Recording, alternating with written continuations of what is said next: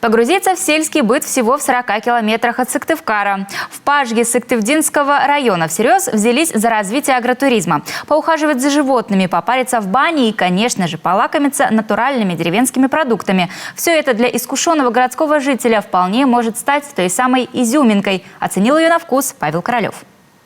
Прополоть грядку, скосить траву, подоить корову. Для сельского жителя ежедневная рутина. Ну а для городского – возможность немножко отдохнуть от городской суеты. В последнее время все большую популярность набирает так называемый агротуризм, в ходе которого жители каменных джунглей могут стать ближе с природой.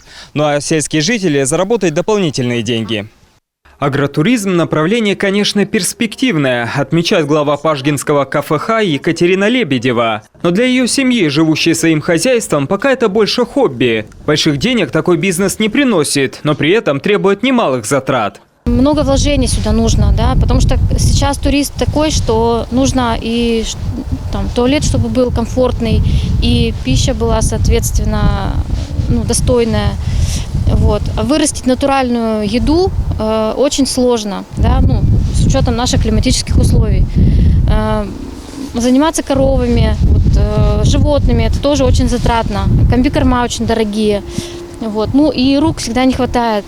Поэтому пока что здесь больше делают ставку на гастрономические туры. В частности, угощают гостей северным медом. Причем перед его дегустацией гостям показывают процесс изготовления. От пчелиных ульев до самой медогонки.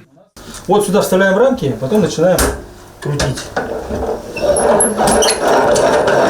И мед разбрызгивается по стенкам, центрифуга, по сути. По стенкам разбрызгивается и стекает вниз.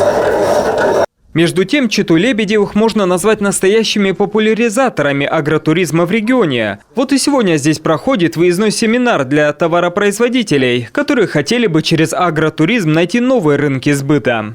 Планируется, привлечь туристов к сельскому хозяйству, к ознакомлению.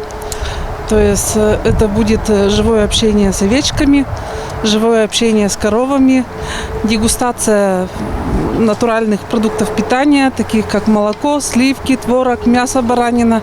Конечно, агротуризм пока что только зарождается в республике. И без помощи от государства никак. Толчок в этом направлении может дать новый вид поддержки. Его планируется ввести со следующего года. Региональный Минсельхоз уже направил от Коми 6 проектов. Они-то и смогут побороться за федеральные гранты на развитие агротуризма. В виде гранта будет предоставляться от 3 до 10 миллионов рублей в отношении одного проекта. Но эта сумма будет зависеть от того, насколько заявитель сможет вложить собственных средств. Чем больше он вкладывает собственных средств, тем выше сумма гранта может быть. Конечно, трудностей с агротуризмом пока больше, чем финансовые отдачи. Но аграрии все же не ставят крест на потенциально полезном для них направлении. Уверены, при правильном подходе, господдержке и умелом продвижении на рынке туризма бизнес-идея может себя оправдать. Павел Королев, Олег Жуковский, телеканал Юрган, Пажга.